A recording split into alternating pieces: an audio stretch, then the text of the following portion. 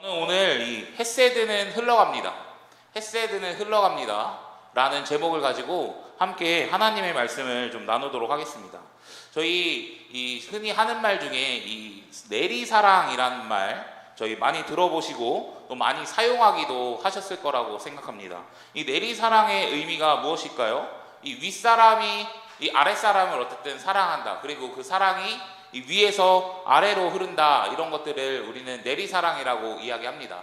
그래서 부모가 자녀에게 또 주는 사랑이든지 또 선배가 후배에게 주는 사랑이든지 어쨌든 위에 사람이 아랫 사람에게 그 사랑을 행하고 또 베풀고 하는 일을 우리는 내리사랑이라고 이야기를 하죠. 그래서 위에서 아래로 흐르는 사랑을 이야기합니다. 그런데 제가 조금 찾아보니까 이 치사랑이라는 말이 있더라고요. 사실 저는 처음 들어봤는데 이 치사랑은 이 내리사랑과 이 반대되는 이 의미를 가지고 있습니다. 그러니까 아랫사람이 이 윗사람을 이 사랑하고 또 그에게 은혜를 베푸는 것들을 이야기하는데, 뭐 쉽게 이야기하면 자녀로 이야기하면 자녀가 부모님께 사랑을 베푸는 건 결국엔 뭐 한다고 이야기할 수 있을까요? 이 효를 베푸는 거라고 이야기할 수 있을 텐데, 그것처럼 이 아랫사람이 윗사람에게 베푸는 그 사랑, 그것을 이 베푼다고 하긴 좀 그렇죠. 어쨌든 행하는 그 사랑을 이 치사랑이라고 이야기한다고 합니다. 그런데 이 두 개의 단어의 개념은 결국에 이 사랑이 흘러간다라는 것을 이야기하고 있습니다.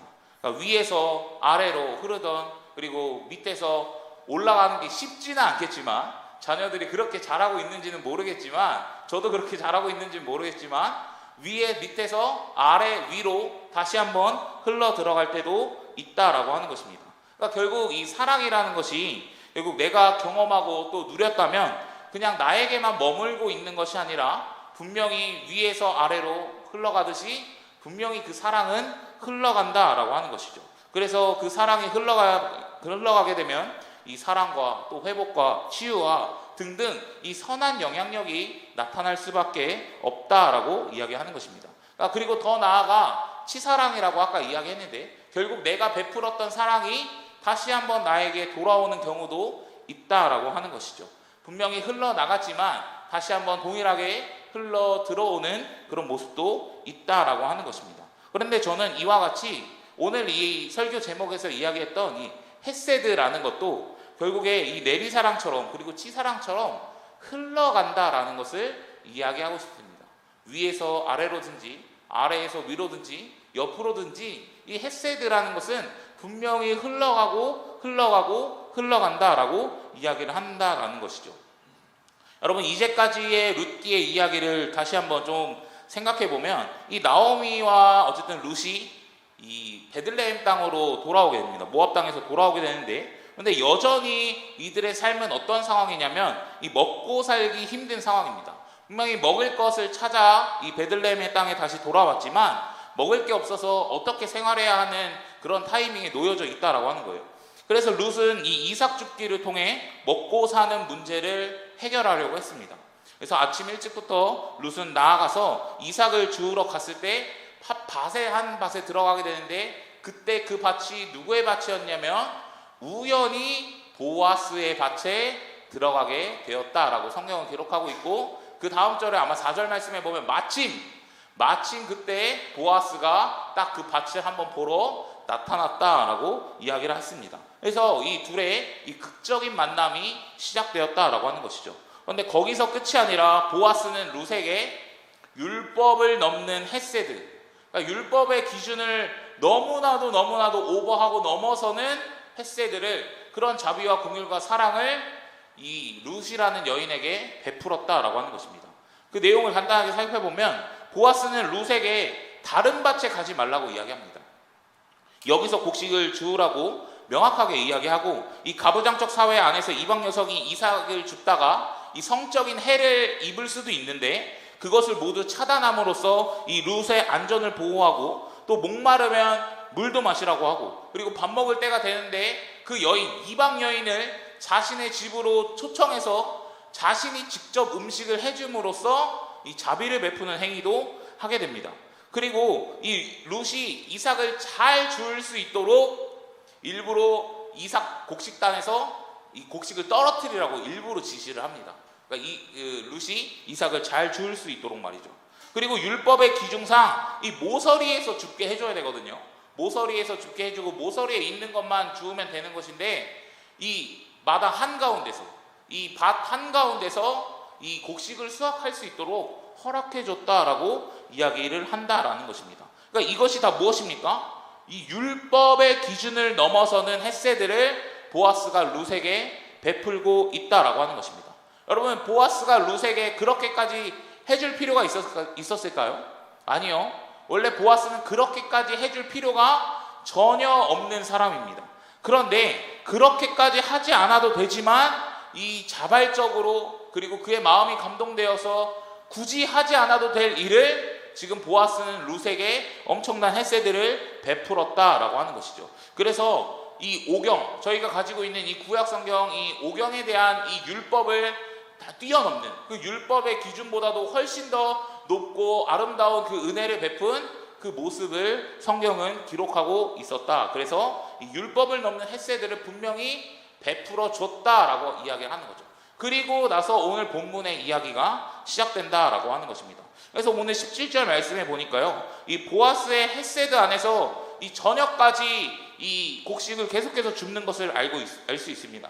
그리고 이 주운 양을 기록하고 있는데 얼마나 되냐면 한 에바쯤 된다고 이야기를 합니다. 근데 이 한 에바를 이 시대마다 조금씩 이 재는 측정하는 양이 조금 다르긴 하지만 보통 이 20리터에서 22리터 정도를 한 에바라고 이야기한다고 합니다. 근데 그 당시에 이 한 사람이 필요했던 하루에 먹었던 양이 1리터라고 이야기를 하는데, 그러면 이 22리터를 이 하루 만에 가지고 갔다고 이야기했을 때 룻이 수확한 양은 이 엄청난 양을 수확했다라고 지금 이야기하고 있는 거예요. 그러니까 단순히 그냥 하루 먹을 거, 이틀 먹을 거, 그냥 이 정도의 곡식 분량을 챙겨간 것이 아니라 룻과 나오미가 적어도 5일, 7일, 더 많게는 10일 정도나 먹을 수 있을 만큼의 풍성하고 넉넉한 양을 지금 룻이 가지고 갈 수 있었다라고 하는 것이죠.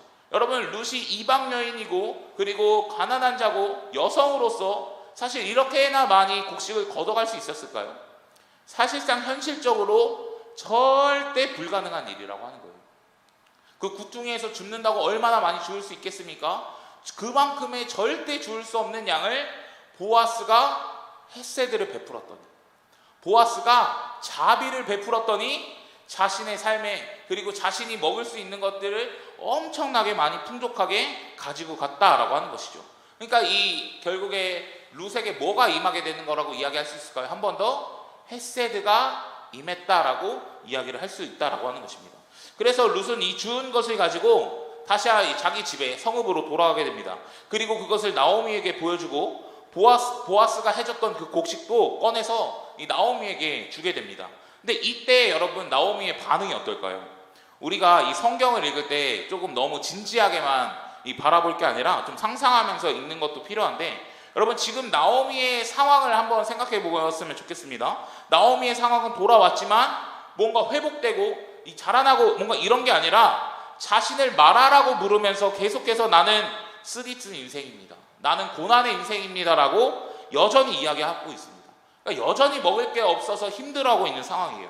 그래서 나오미는 여러분 무언가 적극적으로 지금 이 베들레헴 땅에 돌아와서 삶을 살아가기보다는 굉장히 수동적으로 살아가는 여인입니다.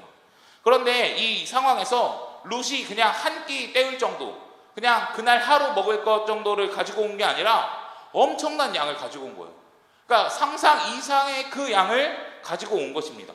그러니 이 나오미의 이 감정과 이 마음을 생각해 볼 때 어떤 느낌일 거냐면, 와, 이렇게나 많이 가지고 왔다고 하는 반응이 이 나오미에게 나타난다라고 하는 거예요. 그래서 19절의 이 말씀의 이야기가 뭔가 진지한 뉘앙스가 아니라 기쁨으로, 감격으로, 와, 놀라움으로 지금 이 말씀을 하고 있다라는 것을 우리가 염두에 두고 말씀을 좀 보았으면 좋겠어요.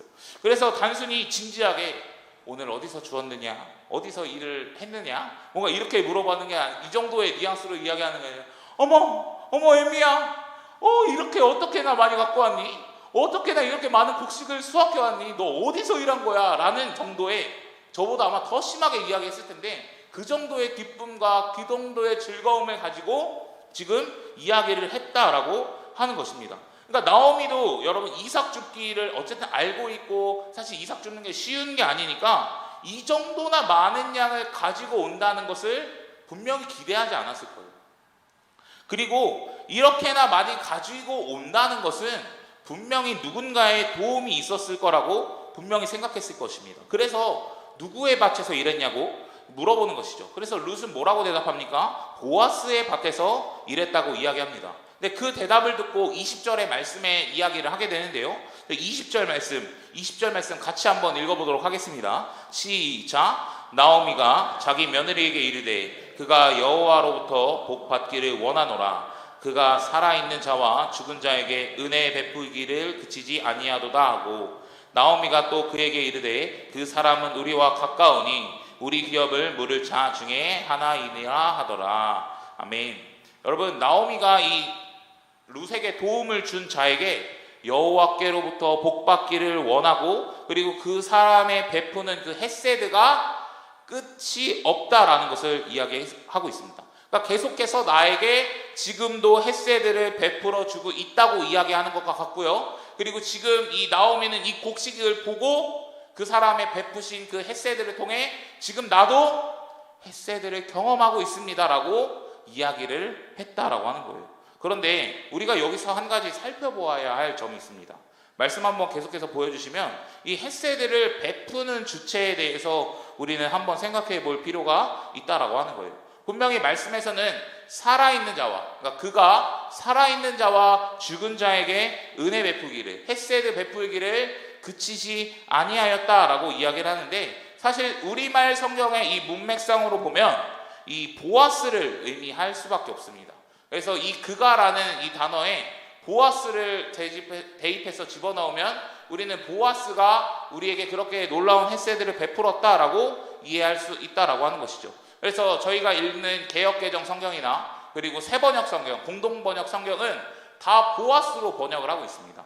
그런데 이 다른 성경, 리빙 바이블이나 뭐 쉬운 성경 같은 경우는 이걸 동시에 이 하나님으로 번역하고 있습니다. 왜냐하면 히브리어 문장 구조상은 하나님이 나올 수밖에 없거든요. 그러니까 이 두 가지의 해석에 지금 갈림길에 놓여져 있다라고 하는 것이죠. 근데 이 해석이 이렇게 보아스냐 하나님이냐 이렇게 나뉘긴 하지만 많은 학자들은 대부분 같은 의견을 취하고 있습니다. 뭐냐면 보아스의 해석만 지지하는 것이 아니라, 그리고 반대로 이 하나님으로 해석하는 것만 지지하는 것이 아니라 양쪽 다 내용을 취할 수 있어야 한다라고 대부분의 학자들은 이야기합니다. 그래서 많은 사람들이 이렇게 이야기해요. 산자와 죽은 자에게 실질적으로 은혜를 베푸시고 헤세드를 베푸실 수 있는 분은 누구실까요? 하나님입니다. 그런데 이 하나님께서 어떤 사람을 통해서 일한다고 이야기할 수 있는 것이죠? 보아스라는 사람을 통해서 하나님의 헤세드가 흘러가고 있다라고 하는 것입니다. 그래서 하나님이 이 보아스를 통해서 룻에게 너 여기서 곡식 거둘 수 있어, 너 이렇게 해줄게, 너 물도 마셔, 너 먹을 것도 줄게 하면서 헤세드를 베풀었으니, 그 헤세드가 또 흘러서 많은 곡식을 이루고 그것을 갖다 줬을 때 다시 한번 누가 헤세드를 경험하게 되는 것입니까? 이 나오미라는 여성이 헤세드를 경험하게 되었다라고 하는 것입니다. 결국에 이 헤세드가 어떻게 흘러갑니까? 하나님, 보아스, 룻, 나오미까지 헤세드가 쫙 흘러간다라는 것을 우리는 바라볼 수 있습니다. 여러분, 그래서 단순히 이 룻기 2장뿐만 아니라 이 룻기 전체에서는 헤세드가 흘러가는 모습을 발견할 수 있어요. 저희 PPT 다음 장 한번 보여주시면 제가 간단하게 정리했는데 이런 느낌입니다. 여러분, 1장에서 보면 이 하나님께서 결국에 이 먹을 것 없는 곳에 다시 한번 이 문제를 해결하시고 이 베들레헴 땅으로 나오미가 돌아오려고 할 때 나오미는 룻에게 두 며느리에게 은혜를 베풉니다. 너네 나 안 따라와도 돼. 너네 돌아가도 돼. 이렇게 이야기하는데 룻이 그 헤세드를 경험하고 다시 한번 나오미에게 헤세드를 베풀죠. 어떻게 합니까? 저는 죽을 때까지 어머니 곁을 떠나지 않겠습니다. 저는 어머니 하나님이 저의 하나님입니다 라고 이야기하면서 계속해서 따라옵니다. 그리고 2장도 오늘 설명한 것처럼 보아스를 통해서 룻을 통해서 다시 나오미에게 헤세드가 계속해서 흘러가고 있습니다. 3장에도 보면 이 2장을 통해서 나오미가 헤세드를 경험했으니 다시 한번 나오미가 룻에게, 그리고 보아스도 룻에게 헤세드를 베풀고 있습니다. 그리고 다시 한번 그것은 누구에게 돌아오게 되냐면 나오미라는 여인에게 돌아오게 됩니다. 나아가서 4장에 보시면 보아스가 결국에 이 모든 것들을, 이 나오미 집안의 모든 것들을, 땅과 밭과 모든 것들을 다 사게 되면서 결혼을 하게 되죠. 그리고 나서 하나님께서도 동시에 그때 개입하시는데 룻은 임신을 할 수 있습니까? 없습니까? 할 수 없는 여인입니다. 근데 그때 하나님이 개입하셔서 아이를 허락해 주시고 결국 그 헤세드가 다시 한번 룻에게 임하게 되는데 아이를 결국 낳게 되는 거잖아요. 결혼하고 아이를 낳잖아요. 결국 나오미가 4장 16절에 보면 아기를 안게 됩니다. 법적으로는 누구 아기죠? 나오미의 아들을 낳게 되는 것입니다. 근데 그 나오미의 아들에서 헤세드가 끝나는 것이 아니라 어디까지 이어질까요? 온 민족까지 이어지게 됩니다. 이 룻이 낳는 아이가 누구죠? 다윗의 할아버지이기 때문입니다.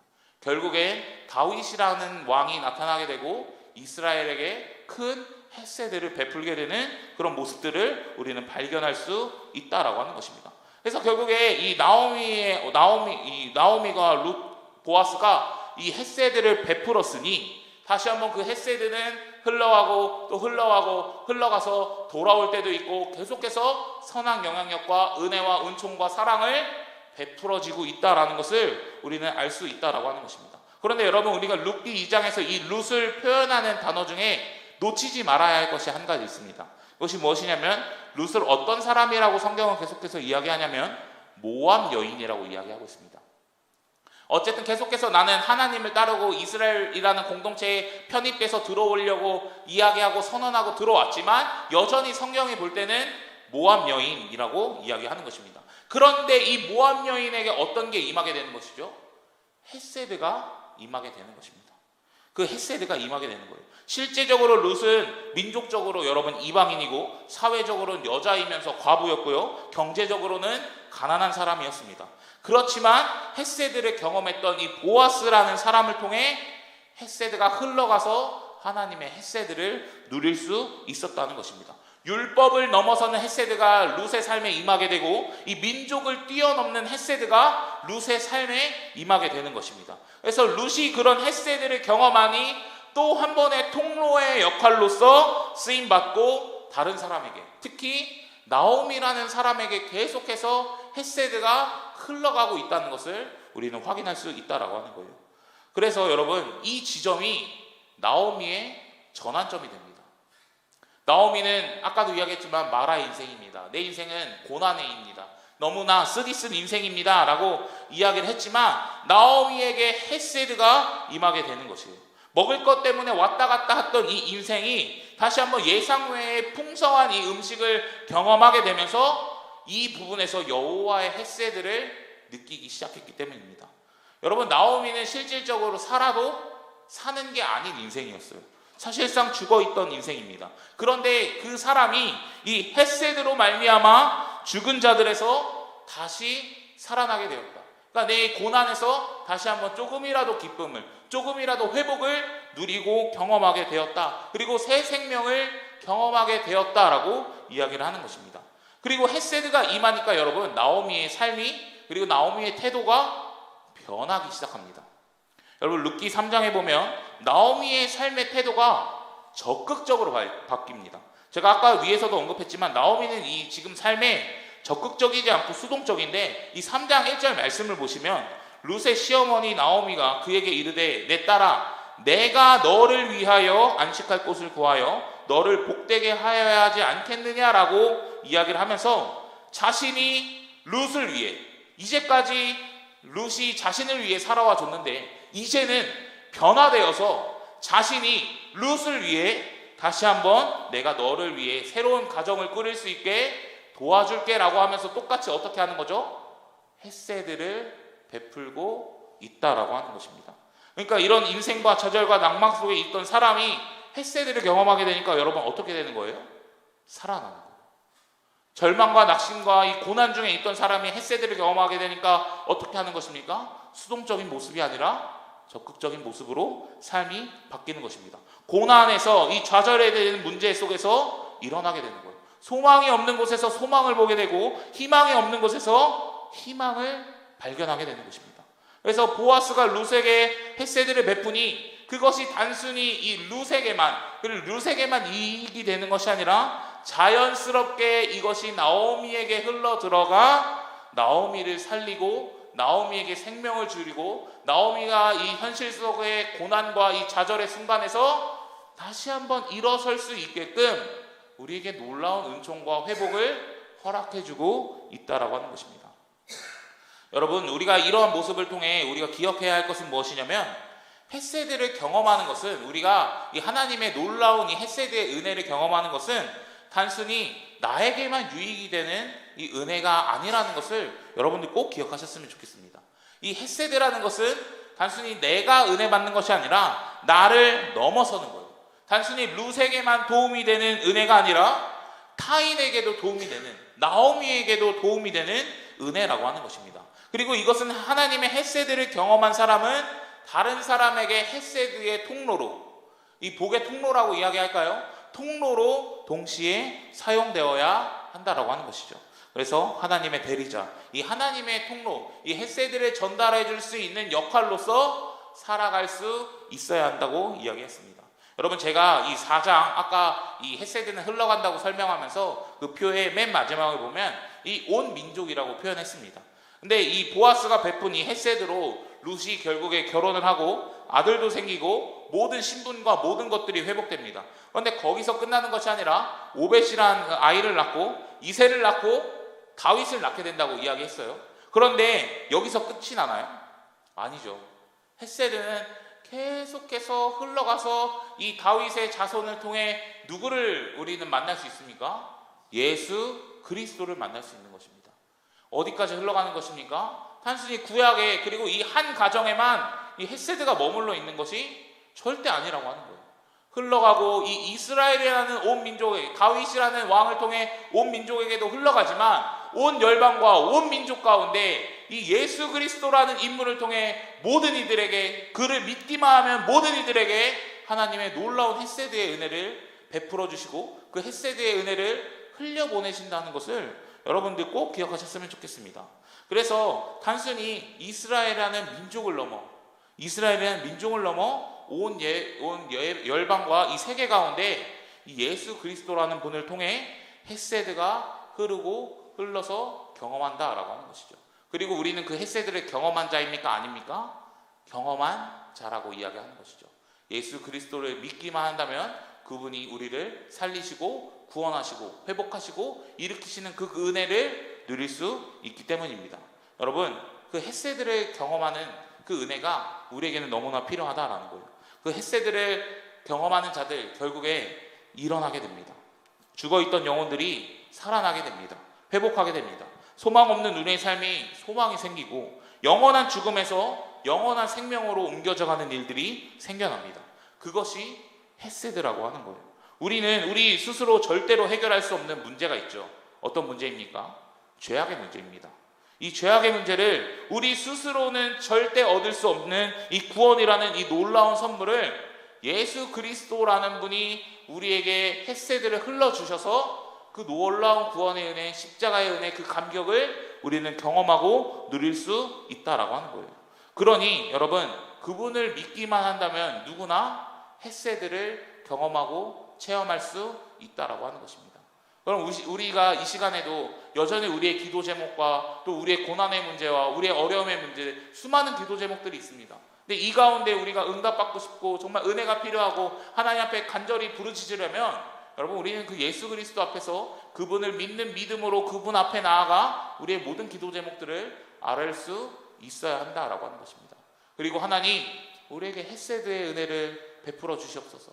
정말 그 관계 속에서 끝까지 책임지시는 그 하나님의 놀라운 헤세드를 우리에게 허락해 주십시오라고 우리는 기도할 수 있어야 된다라는 것입니다. 그래서 정말 우리 중에 여전히 고난 중에 있고 혹여나 어려움 가운데 있고 절망 속에 있는 우리 성도님들이 계시다면 이 헤세드가 다시 한번 오늘 이 시간 간절히 구하고 또 하나님의 헤세드가 오늘 이 밤 분명히 역사하실 줄 믿는데 저는 흘러갈 줄 믿습니다.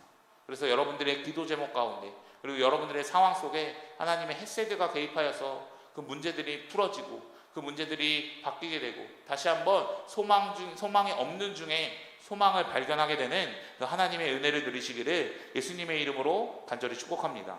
그리고 여러분, 그러면 우리가 그런 헷세들을 지금도 누리고 앞으로 계속해서 누릴 건데 나에게만 그 헷세들을 가지고 있고 이 안에서 머물러 있으면 될까요? 안 될까요? 안 된다라고 하는 것입니다. 헷세드는 나를 통해서 누군가에게 흘러갈 수 있어야 한다라고 하는 거예요. 이제는 내가 하나님의 헷세드를 경험했다면 하나님의 통로로 그리고 대리자로 헷세드를 흘려보낼 수 있는 우리 성도님들 되셨으면 좋겠습니다.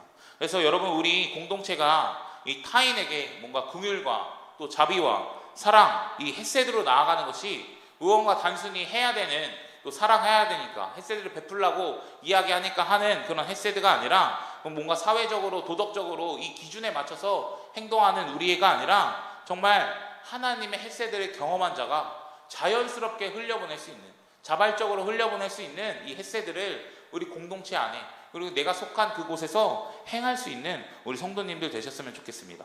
여러분, 룻기를 통해서 적어도 알 수 있는 것은 하나님께서는 이 이스라엘이라는 공동체가 자발적으로 그리고 지속적으로 민족과 이 혈통과 이 제약과 뭔가 이 경제적인 문제를 뛰어넘어서 서로가 서로에게 헷세드를 베푸는 삶을 원했다라고 이야기를 하는 것입니다.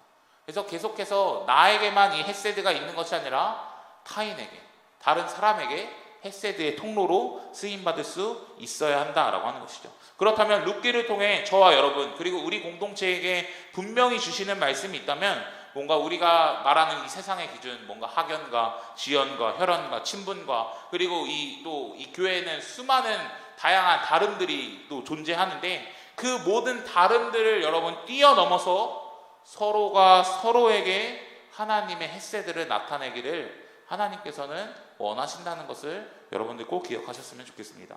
그래서 나이가 많고 적고 상관 있을까요? 없을까요? 상관없습니다. 남자 여자 상관 있을까요? 없을까요? 상관없습니다. 지금 나의 경제적 처지와 형편과 이런 것이 상관이 있을까요? 없을까요? 없다라고 하는 거예요. 헷세드가 필요한 그 영혼에게 찾아가고 다가가고 내가 누렸던 그 하나님의 은혜를 흘려보낼 수 있는 우리 시흥제일교회 공동체가 되기를 예수님의 이름으로 간절히 축복합니다. 그리고 더 나아가 저와 여러분들을 통해 이 한 사람 한 사람을 통해 이 각자의 가정 속에 헷세드가 임하길 예수님의 이름으로 간절히 축복합니다. 그리고 다락방 교회에 헷세드를 흘려보낼 수 있는 우리 성도님들 되시길 예수님의 이름으로 간절히 축복합니다. 직장과 공동체 속에, 내가 속한 공동체 속에 헷세드의 통로로 사용될 수 있는 여러분들이 되시기를 예수님의 이름으로 간절히 축복합니다. 그래서 그 안에서 누군가 살아나는 일, 누군가 회복하는 일, 누군가 이 절망 속에 있는데 이 절망 속에서 소망을 바라보게 되고 절망 속에서 희망을 바라보게 되는 일이 저와 여러분들을 통해 일어나기를 예수님의 이름으로 간절히 축복합니다. 그런데 단순히 저는 우리 주변에 있는 이 영역에서만 그치는 것이 아니라 저와 여러분들을 통해 이 지역사회와 그리고 이 대한민국 땅과 그리고 온 열방까지 이 헷세드가 흘러가기를 간절히 소망합니다. 그래서 먼저는 우리 시흥제일교회를 통하여서 이 헷세드가 흘러가 이 경기도 시흥 땅이 다시 한번 주님의 복음 안에서 살아나게 되는 그 은혜가 있기를 간절히 소망합니다. 그리고 이 시흥 땅에 있는 많이 죽어가는 이 다음 세대 영혼들이 일어날 수 있기를 간절히 소망합니다. 여전히 방황하고 여전히 넘어져 있는 이 청년 세대가 다시 한번 우리 시흥제일교회를 통해 일어나기를 간절히 소망하고 여전히 힘들어하고 있는 이 부모님 세대 또 어려워하고 있는 모든 이웃들이 다시 한번 헷세드를 통하여 절망 속에서 희망을 바라보고 하나님의 은혜와 은총을 경험하게 되는 은혜가 있기를 간절히 소망합니다. 그리고 이 대한민국 땅, 이 경기도 시흥 땅을 넘어 우리가 품고 또 기도하고 있는 여러 민족과 열방들이 있잖아요. 필리핀 땅, 중국 땅, 러시아 땅, 어떤 땅이든 그간에 우리의 기도와 또 우리의 모습을 통하여서 이 헷세드가 흐르고 흘러서 그 열방도 하나님 복음 안에서 회복되고 치유되고 죽었던 자들이 살아나게 되는 그런 은혜가 있기를 예수님의 이름으로 간절히 축복합니다.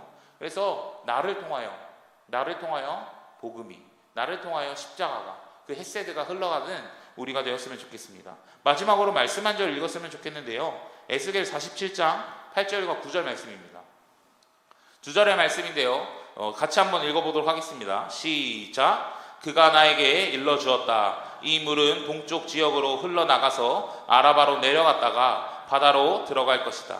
이 물이 바다로 흘러 들어가면 죽은 물이 살아날 것이다.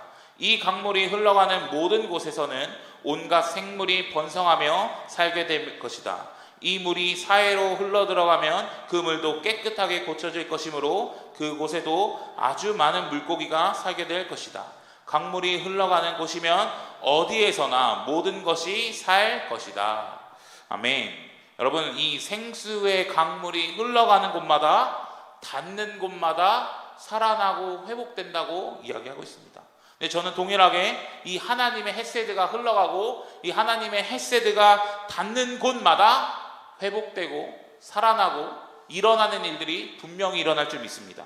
그래서 이 하나님의 헤세드를 여러분들 우리 먼저 경험하시고, 그리고 이 하나님의 헤세드를 흘려보낼 수 있는 그런 통로로 쓰임받으시는 우리 성도님들이 되시길 예수님의 이름으로 간절히 축복합니다.